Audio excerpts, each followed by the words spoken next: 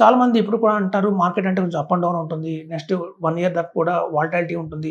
Last 1 year నుంచి market పెద్దగా పెరగలేదు. అప్ అండ్ డౌన్స్ చాలా ఉన్నాయి. మళ్ళీ కొత్త వైరస్ వస్తుందంటున్నారు. కొంచెం అన్‌సర్టెనిటీ ఉంది మార్కెట్. ఇట్లాంటి టైంలో కనుక మనం ఒక్క మార్కెట్‌ని కంట్రోల్ కాకుండా వేరేస్ అదర్ ఆప్షన్స్ ఏమైనా ఉన్నాయి అంటే మాత్రం రియల్ ఎస్టేట్ మంచి ఆప్షన్. సో ఇట్లాంటివి తీసుకునేటప్పుడు మనం తీసుకోవాల్సిన జాగ్రత్తలేంటి? చూడండి, ముందు ప్రైమ ఫస్ట్ కావాల్సిన బిల్డర్ ఎవరు? సో బిల్డర్‌కి 10 ఏళ్ల ఎక్స్‌పీరియన్స్ ఉందా?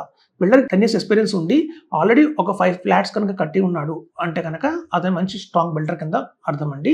ఎందుకంటే ఆల్రెడీ అతను కట్టిన అపార్ట్మెంట్స్‌లో అందరూ ఉంటున్నారు కాబట్టి కంప్లెయింట్స్ ఏం లేకుండా సో క్వాలిటీ కన్‌స్ట్రక్షన్ ఇచ్చినట్టు, ఇన్ టైమ్‌లో వచ్చినట్టు. సో ముందు చూడాల్సిన బిల్డరు. ఆ లొకాలిటీలో బిల్డర్ 10 ఇయర్స్ నుంచి ఉన్నాడు అంటే కనుక ఆయన ప్రైమ్ బిల్డర్ కింద లెక్క తీసుకోవచ్చు. తర్వాత ఏంటంటే మనం చూసుకోవాల్సిన జాగ్రత్తలు ఏంటంటే ఫస్ట్ లొకేషన్.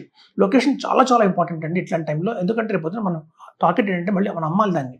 మనం పరెవరికి మనం ఉంచుకోవడానికి కాదు కాబట్టి మనం సేల్ చేసేటప్పుడు ఏం చేస్తారంటే చూసేది ప్రైమ్ లొకేషన్‌లో ఉందా? చూడండి, హైదరాబాద్ అనేసరికల్లా మెయిన్‌గా గుర్తొచ్చేది ఓఆర్ఆర్. ఓఆర్ఆర్‌లో గనక దగ్గరగా తీసుకుంటే మనకి ఎటు నుంచి మీరు ఈస్ట్ నుంచి నార్త్‌కెళ్ళినా, నార్త్ నుంచి సౌత్‌కెళ్ళినా, వెస్ట్‌కెళ్ళినా వితిన్ 1 అవర్‌లో రీచ్ అయిపోవచ్చండి.